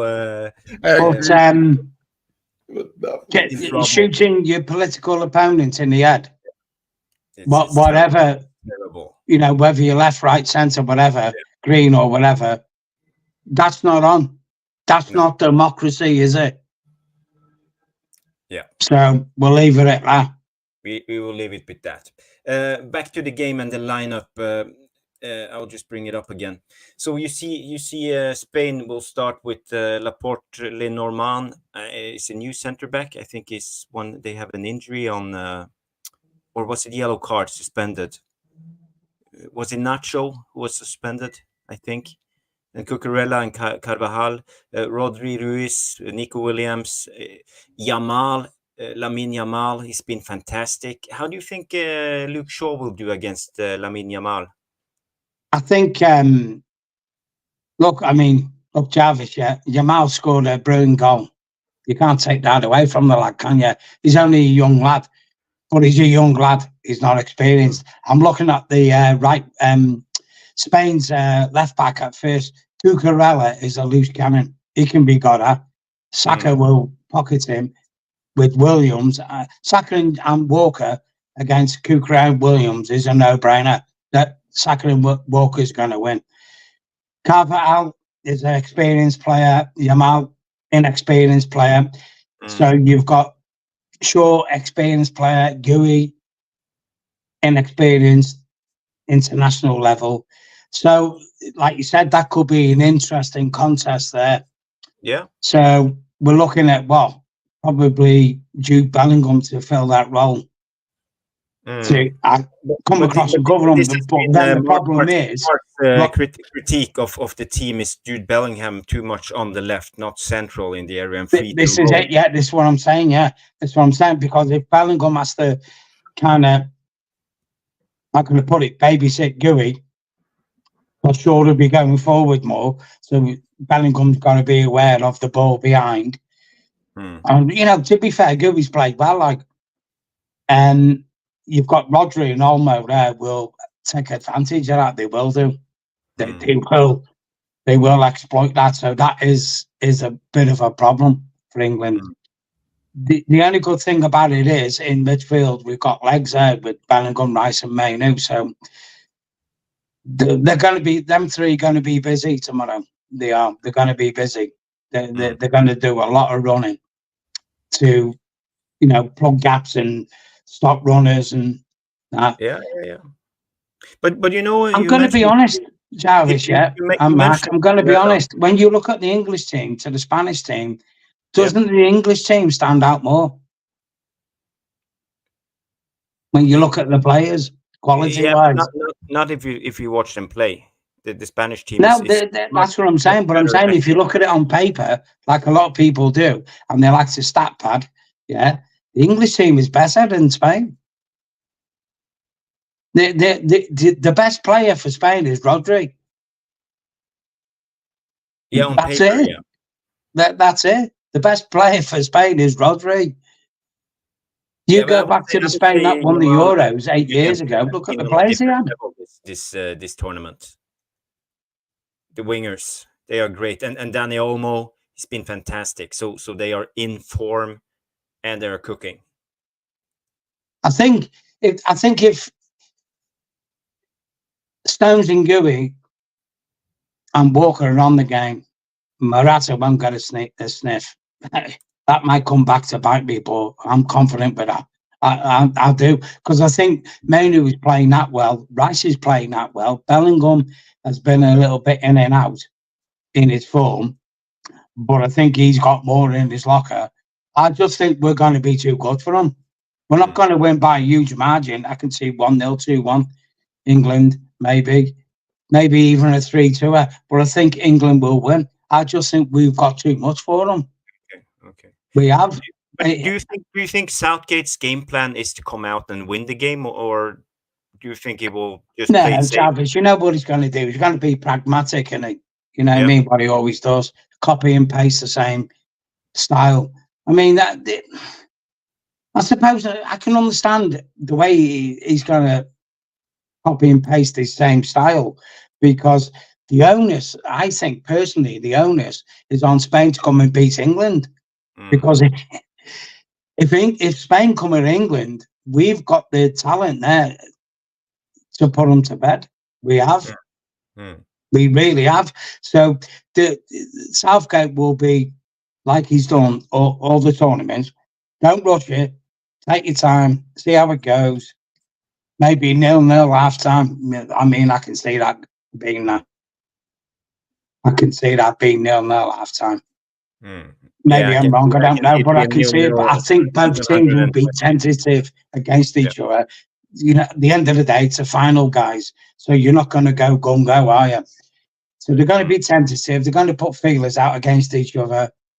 And I just think as the match goes on, especially with England's bench, I think we've got too much for them. I really do. This is England's tournament. We've just got too much for them. And that's been a long time, a very, very long time when I've looked at a game when England, not just the final, because it's been rare, but in an important game when England have looked at the opposition and go, we've got too much for you. Yeah. We can change this and beat you. So just to wrap up the Euro final thing before we move on the show, what's your prediction then, Peter? 2-1 England. 2-1 England. Mark? Yeah. England on penalties. 2-2 at the 90. Oh, Mark, you had to say it, didn't you? Yeah. Bro, you want to give Senna an heart attack. Tear out, right? Tear out. I know, but listen, England will go down. They will come back and they will score 2. Spain will equalize at the death. They will fight it out at no goals in plus 90 minutes and penalties. The best team will win. Spain will miss a penalty. Tommy Boyle comes in with 4-0 to Spain, and Shea Arsenal comes in with 2-1. I believe it's England. Lillis is saying 1-0 England, and Sam say don't mind penalties, 50-50 there. And we know if it goes to extra time, we've seen it in almost every game that goes to extra time. They might as well just skip it because both teams are exhausted. They're just playing to go to the penalties. This is what I was saying, Jarvis, about the English squad.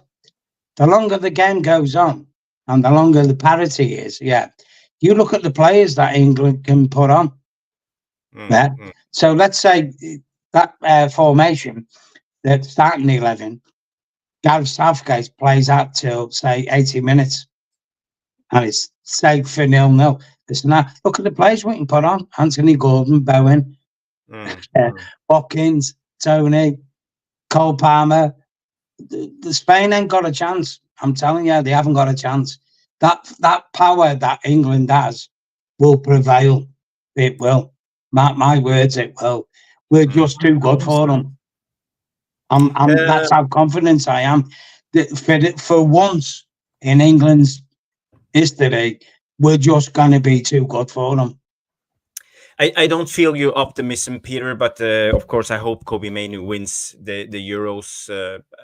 But I think Spain looks really good. They are big favorites in the final. I would say 2-1 favorites. It doesn't matter. Favorite. Man City were favourites in the FA Cup final, Jarvis, and look what happened there. Yeah. We never know. There you go. Final, so that's true. That's true. So now we have covered the final. Did you cover all the transfer news, Mark, or do we have any more? Unless they had any breaking news, I covered all already. That was all I had to give tonight. Did you talk about McTominay? No, that's I didn't talk about. Because Sam C reported that McTominay could leave with interest for Galatasaray. No, Fulham. They want to as well, Jarvis. Discuss the deal. To be fair. And West Ham. Fulham in West Ham as well. Okay.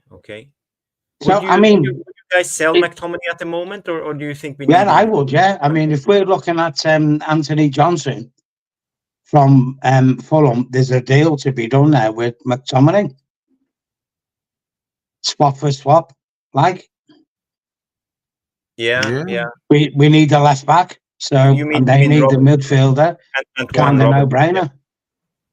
I mean, we need to bring, obviously, as parity goes, if we get Simmons on loan, I think we're going to get Ugarte. We've got to get Amra back because if you look at the players outgoing, Eriksen's going to go, Casemiro's going to go, and if McTominay goes, that's going to leave us devoid of at least two extra players in midfield. So there's at least 3 midfielders we've got to bring in, as well as 2 centre-backs on our left back. Yeah. We've got the attacking player in, so that's not a problem. I mean, to a certain degree, we've got Jadon Sancho back. I know everyone has their opinion about him, but we've got a lot of games to play. We need players in positions, don't we? So the more the merrier, isn't it? But like you say, but I don't think we'll keep Jadon Sancho. I think it'll be sold or maybe used as a bargaining tool somewhere. Maybe Chiesa from Juve, I don't know, something like that. But I don't think Jadon Sancho will stay at Man U. We've had to bring him back because we've had to bring him back. His loan spell finished at Dortmund, so there's no way we're going to say to him, "Don't come back to Cannington and not train." You can't do that to the player, can you? Like he's got to train. So I think that speaks for itself with Jadon. So it depends on how much we want for him. 20 million, 30 million max. If we get that, okay, fair enough. Move the guy on. Whoever he goes to, I really don't care. I know we discussed this, but it's up in the chat because we don't have any more news now, so we can just do Q&A and speak a little bit with the chat before we end the show. So Jadon is on his way out. This is strictly a dog and pony show. Do you think that's real, Mark? Do you think this is just a dog and pony show? No, I think listen, a lot of fans. For me, my opinion is that Erik ten Hag appreciated Jadon Sancho. This is why he backed him for 3 months against the media and fan pressure. But Jadon Sancho didn't back the manager in return. So they had a falling out. Now, if they could work things out, it will save United some money, best believe. It will save us spending money on a winger, and we can now turn our efforts to focusing on more important areas. But I would say this much. Omar Barada, like I said before, he's a different kind of guy. And Ten Hag and Omar Barada is like a bad combination for trouble players, because if you're wrong one, the next one will never forgive you for it. That's just how it feels to me.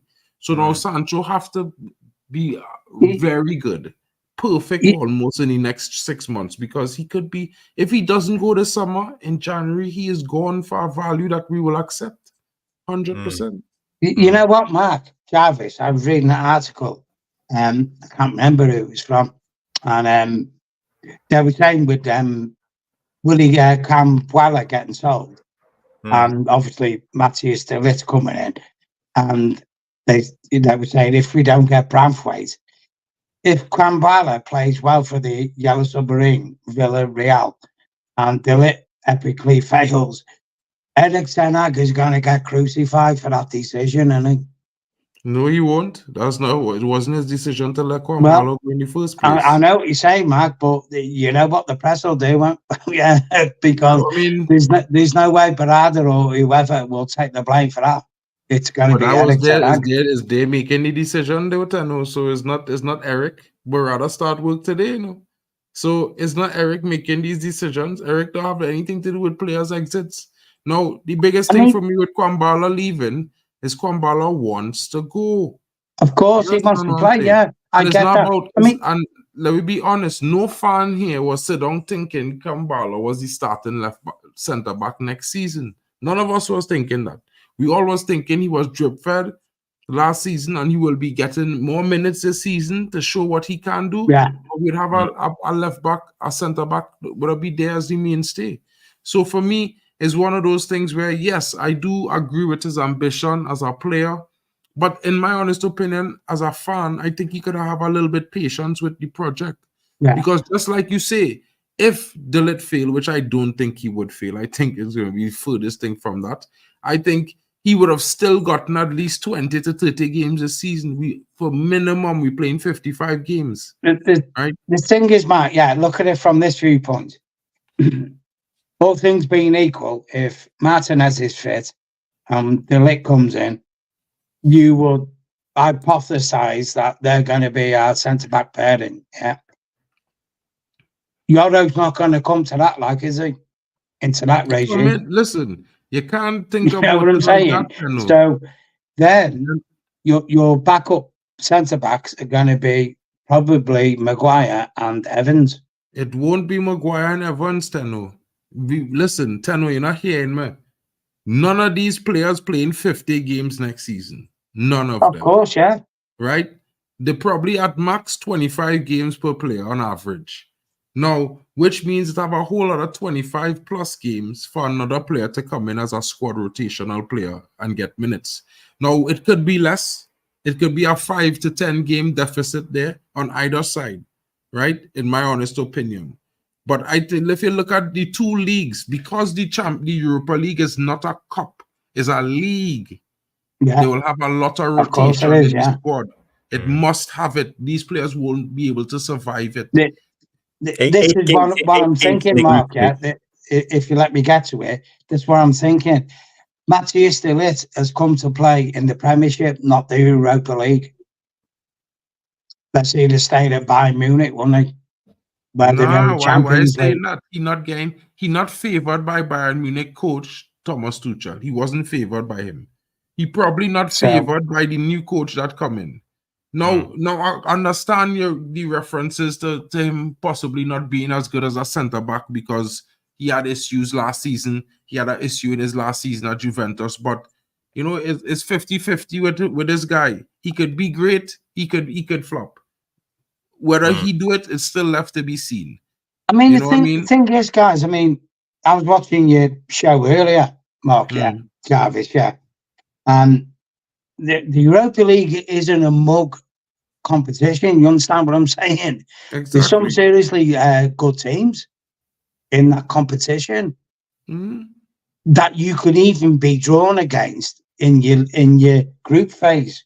And then once you get out of the group phase, you know, blah, blah, blah, which is what I said before. The last game of the Europa League, which is in January, clashes with the fourth round of the FA Cup, which is when the Premiership teams enter the FA Cup in the beginning of January. So there's going to be a clash. Yeah. So, and I think off the top of my head, I could be wrong. In January, I think United's got to play Liverpool away. Yeah, definitely Liverpool away, and I think Arsenal.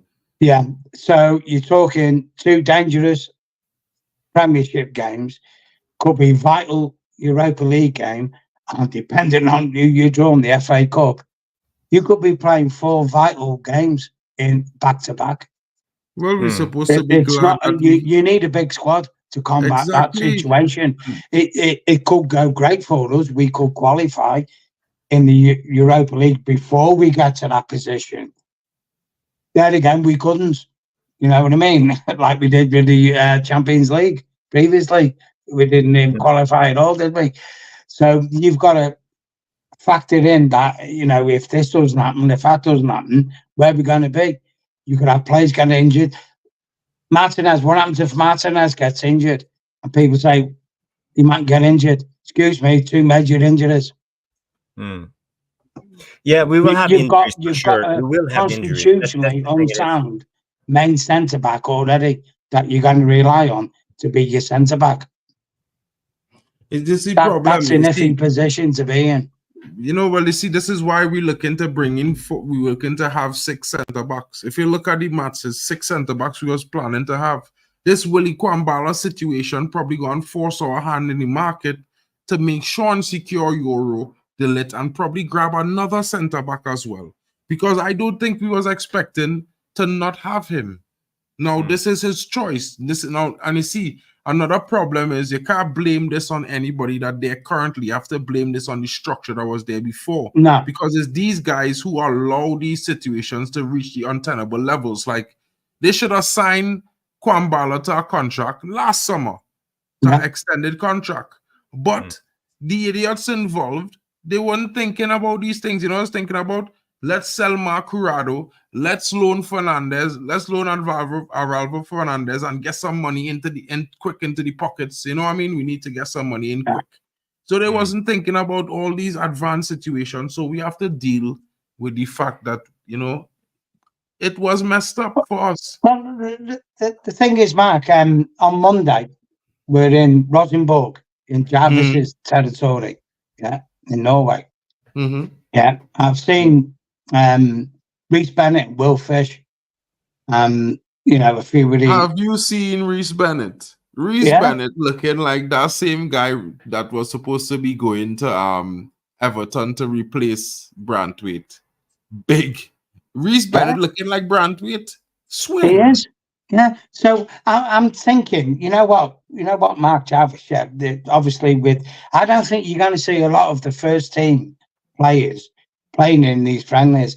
I think the fringe, per se, youth squad who were that could potentially, like Kobe Mainu, progress into the first team. I think you're going to see them playing a lot. Do not be surprised against Rosenborg to see Will Fish and Reece Bennett as a centre-back pairing. I'll call it now. Oh, well, you have to remember, guys, you know, some of these players, Harry Maguire still recovering from injury. He will probably start in the second preseason game. You know, Johnny Evans is signed as fifth or sixth choice backup. He's not even fourth. You know, so you're looking at, there's no Martinez. He played in our final on Sunday. There's no Dallo. He on vacation. Wan-Bissaka will probably play. There's no Luke Shaw. There's no Malacia. So Harry Amas will be playing. You know, probably Will Fish or Bennett will be playing.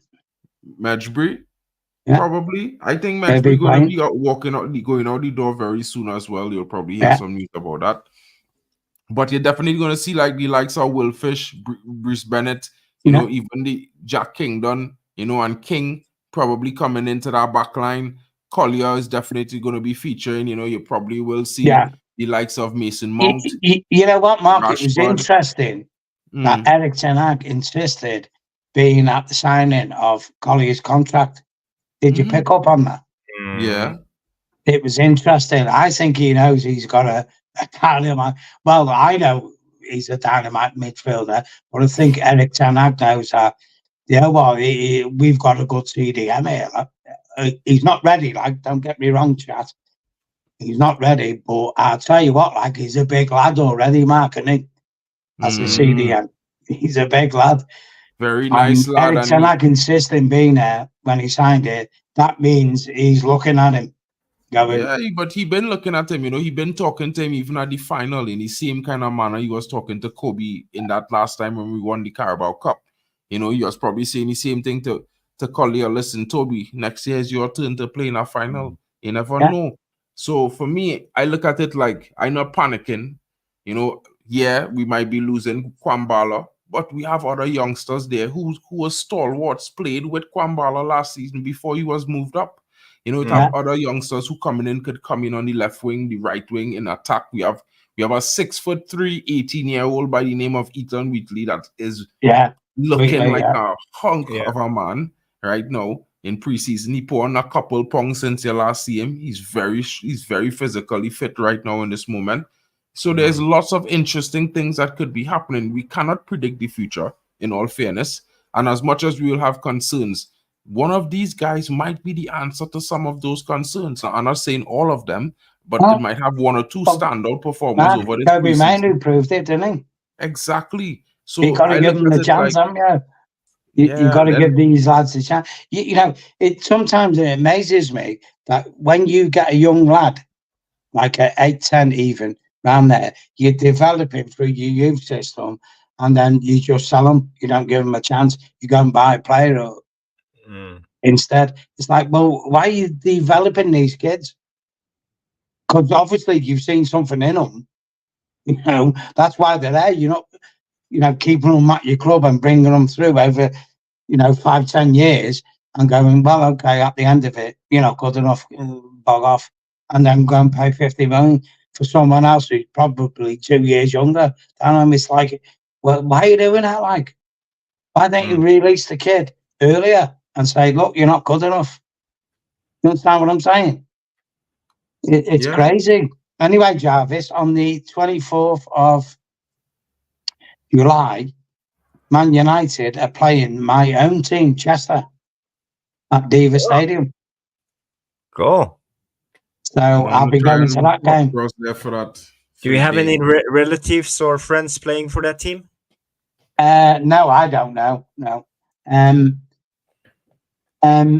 So I'm deciding whether to go in the Chester end, being born and bred in Chester, or obviously put me Man United shirt on and going to Man United. And I think I might have to be a Chester man for that game. You know what I mean, lads?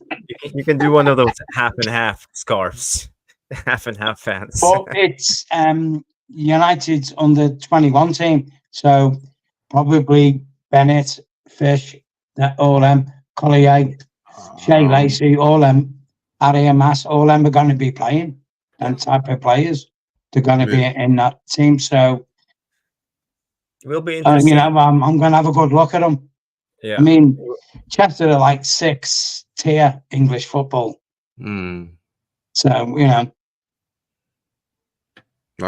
Felix says, Chester, I used to live in Ellesmere Port. Yeah, it's not far from us. But I was saying to Mark Jarvis, even though Chester is 6-tier football, yeah, we have an average of 2,500 people at a game, at an home game. That doesn't sound a lot, but when you're non-league, it is. Chester's, I'll tell you something now about Chester, yeah? You know, the guy, what's his name? Deadpool. What's his name? Ryan Reynolds, yeah. He owns Wrexham FC, yeah. With Ryan Ellery, is it? Yeah. Well, that's Chester's derby game. Chester Wrexham. Wrexham's just over the border in Wales, and Chester is on there just over the border. And if you think Manchester United v Liverpool, Celtic v Rangers is a hotbed, you want to come to a Chester v Wrexham game. I'm telling you now. It's death. It's death. Like, it really is. So it's a good game. It's a shame that we ended up as the Phoenix Club, Chester. The guys who had us in the early O's, they kind of messed us up, and we went into liquidation, and we got sold for £1. The club got sold for £1. But our proper name used to be Chester City, but because you're the Phoenix Club, you can't keep your original name under the rules of English football. So we just called Chester FC. But we actually won 3 leagues on the bounce and got into the League 2, and then we kind of fell off again and ended up back there. But it's hard at the bottom. It is, guys. It's hard at the bottom. One of the guys, Nathan, I go to Man United with, he's a season ticket holder at Chester. I was thinking of getting one myself as well, just to support him, you know. It's like £200 a season for a season ticket.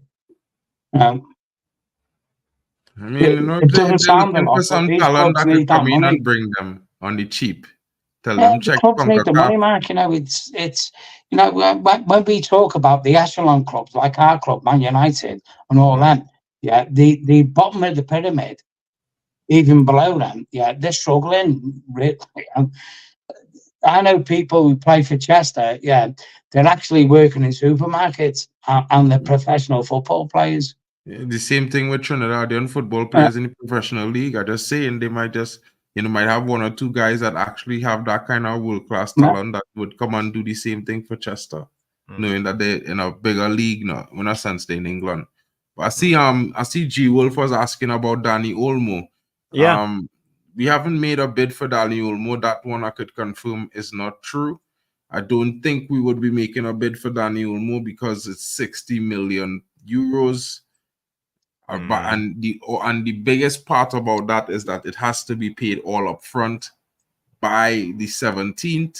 There's only 3 more days left on that. Next Monday. Monday, his buyout clause. His buyout clause is gone. So and €60 million. And Manchester City are interested in him. Yeah, they could take him, bro. I think Daniel Moore has a huge injury problem. You know what I mean? Yeah. Like his biggest problem is not his ability, not that he don't deliver. When he is fit, he delivers. You bet your bottom dollar this guy delivers. But his biggest problem is his injury record. Now, you know, he could come and have a sterling 2-3 seasons with no injuries. No one can predict the future. But at 60 million, I think that's a difficult deal to do. Seeing that where we are this summer, I think we should not be looking at something I like wouldn't that. take him. Plus, You know what? If we're in for a player like Olmo, I'd rather buy Kudos from West Ham. yeah, but you know what? You have your godson, Xavi Simons. So what if we could get him on a free loan with the option to buy? You know what, Matt? We could have bought him for £15 million a couple of seasons ago. Nor did I tell you, I text six Mick million and Jarvis. And you know yourself, I was tracking that guy 3 years ago, and I said this guy is a baller, like, and people he's going under the radar, and all of a sudden, this is what happens when players have a few good games and they score, you know, a couple of eye-catching goals like he's done. The price rockets. You could have got this guy like Casado. We could have got him for £5 million. Like, you know, understand what I'm saying? You've got to be proactive, even if the guys don't work out. It's easy. You know what? I'd rather buy a player for £5 million and it doesn't work out than buy Olmo for £50 million and it doesn't work out. 100. It's a no-brainer, and I don't think Olmo would suit the Premiership anyway. He get overrun. He's not good enough for the Premiership. He's not. I know that one part there. The only thing I think is his issue is his injury problem. That's the only problem he have, and that is a big problem, huge, because he averaging, I think, is 25 games a season for the last 2 seasons or 3 seasons. No good. What's the point? That's the problem. Other than that, in terms of ability, quality, output, bro, if he didn't have injury problems, bro, that's the guy that we would be wanting. I'm telling man them now. I just think that. You know what, Mark Jarvis, yeah. Listen to this, yeah. Look at all the Dutch players we're getting at Man United and the Dutch staff, and still the one player Erik ten Hag wants is Frankie de Jong. Karma's a bitch, innit? At times, innit? It really is, innit? It is. You know, but you know what? I don't think Frankie de Jong would even bowl in the Premiership. He's not even bowling in Spain. I don't know what the thing is about him, Frankie de Jong. I really don't. Kobe Mainoo, when he dated him, seriously. I mean, if you like Kobe, you would definitely like Frankie Tenno. Trust me on that one. Like, it's so simple. Look, like, understand what I'm going to say here. Kobe is right, Frankie's left. And if you understand that, they're standing on either side of a mirror, in my honest opinion. Now, Kobe is younger, and I think have a higher ceiling to build from, which is something interesting. So, you know what I mean? It is what it is with that situation. I think what we wanted him for was the right reasons. He would have brought something to the team and the midfield that we lacking sorely, but we have that in Kobe Mainoo now. It's unnecessary. If we get him, it's a benefit still, but you know what I mean? To spend that kind of money this summer is Mark, Jarvis. Yeah, you could look at it from this viewpoint. Yeah. In Erik ten Hag's tenure, with first season won Carabao Cup, obviously lost in the final to Man City in FA Cup, got in Champions League, and then obviously we bombed out, won FA Cup. Would we have been any better with players like Frankie de Jong? Do you think at that moment in time that player would have took us anywhere better than what we already had achieved? I don't think he would have. I don't. I can't see it because he hasn't got the structure around him to do it. Sometimes, I'm going to put it, you don't build a team around the player. You have the structure so the player can operate within it. And Frankie de Jong, personally, for me, at that moment in time, he wouldn't have done any better than what we already done. In my opinion, I don't think he would have. Well, he certainly didn't with Barcelona, did he? I mean, you see, that's because we knocked them out. Europa League. Well, I mean, that's interesting, but I think with what Barcelona doing, it don't really suit suit Frankie, really. I don't think the way Xavi plays suits his style of football. I think he's more or less trying to compensate and fit the way Xavi wants to play there. But at the end of the day, you know, that's like potato, tomato. We don't, the player is not at United. I don't think we are even in for him this summer. No. I don't think we would probably buy him in the No. future either. So it's one of those things for me where, you know, I think possibly prospectively that we might have been better off because he could play centre back 10,000 times better than Casemiro. And he's very, very good at driving with the ball and carrying the ball and breaking lines with his running with the ball in possession. Yeah, you know what, Matt? Jarvis, yeah. I was talking to Adam the other day. No, Adam Stott on FUTV. Privately, like not on his channel, privately, like, because I know him, he's a personal friend. We were saying at the Europa League game when we went 2-0 up, when Sabitzer scored 2 goals against Sevilla. He nearly had an hat-trick within about 30 minutes. And that was the game when Lisandro Martinez got injured. That cost us the Europa League, in my opinion. It cost us the game because we were all over Sevilla in that game. As soon as Leisha went off, we fell apart. We literally fell apart. It was unbelievable. Did Luke Shaw also get injured in the same game? He did, yes. Yeah. He did, Jarvis, He gave away a penalty or something like that. Yeah. But we were in command of that game. Literally, we was. It's hard to see. But what it is, I mean, to you guys, obviously, you've been to live games and to your chat. It's hard to see, to explain when you're at live games, you get the full perspective of the pitch and what's going on. And in that game, we were pushing, we were going to 3-5-2 and pushing up. And we had Sabitzer as the spearhead of the midfield, and they could not cope with it. Sevilla, they just couldn't. And we were over, I think we scored within, was it about 6 minutes? 6 that game. minutes, We did, yeah, I'm sure we did. And they couldn't cope with it. And then he went for a tackle, Leisha, and he done himself again. He didn't get fouled, he just went for a tackle and he just done himself. He's what is it? He's metatarsals again. And the rest is history. We ended up losing the tie. They got back into it. We lost it, and that was it. But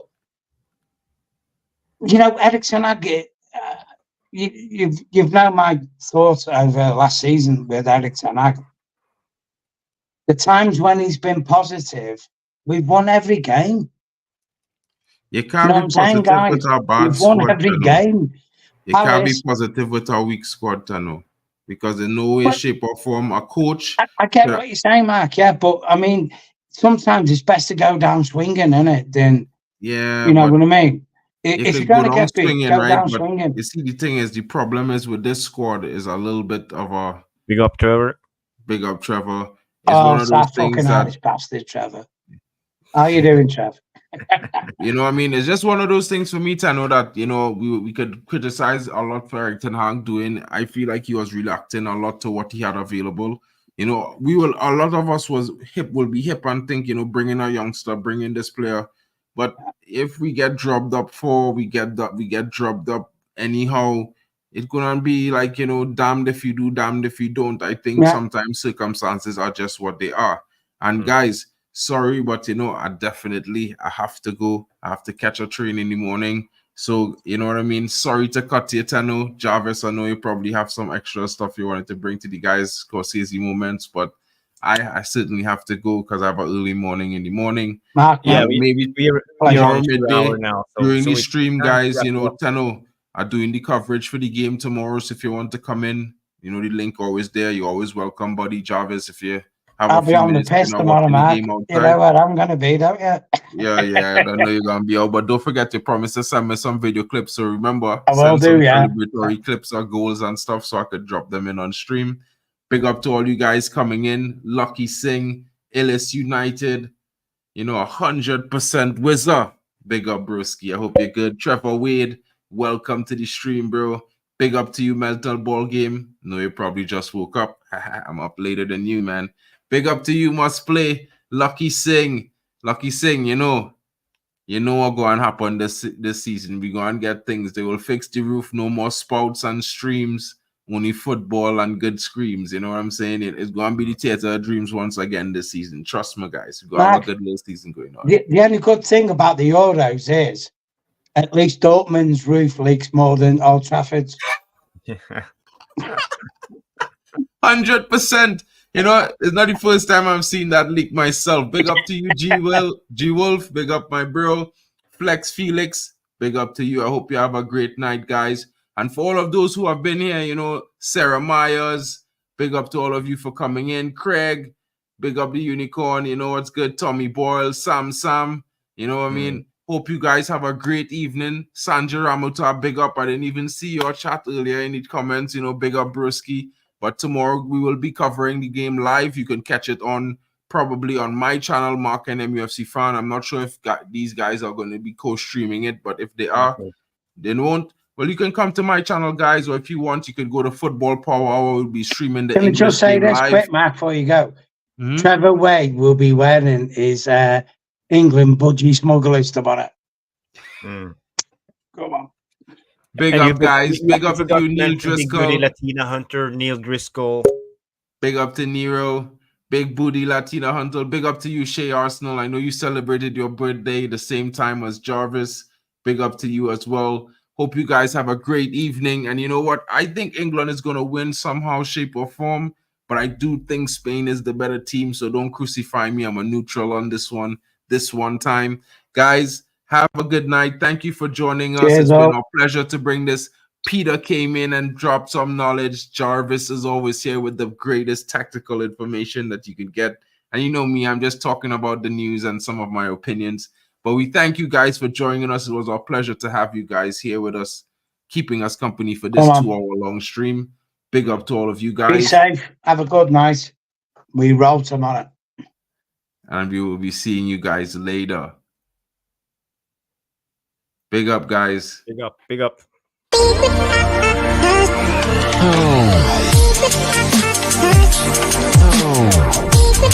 Oh.